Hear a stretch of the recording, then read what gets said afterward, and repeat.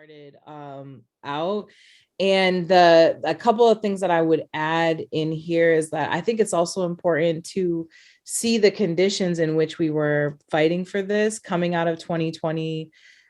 Folks are exhausted. People are living through a pandemic for most of us for the first time ever in our lives, I think.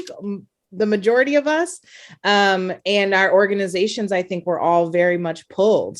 I've heard from multiple organizations that folks were dealing with internal conflict, including Black Visions, and a lot of organizers were just in general experience a lack of activity from community members because of all those conditions, because of the economic conditions, because of the pandemic, because of isolation, all of these things. And so I think that, for me, in just adding context to what Robin is naming, is that I think some opportunities had to be missed because people just literally didn't have the capacity to pick them up, And so I name that because I think it's important for our movements to really think about, in these lull moments, how are we building and fortifying infrastructure, that can really sustain those things. How are we actually developing Black organizers so that it's not just 10 of us who are brilliant strategists who are brilliant radical Black strategists in the city? Because it's hardly much more than that.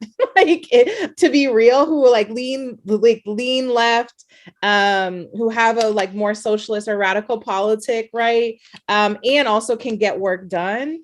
How are we building infrastructure like that?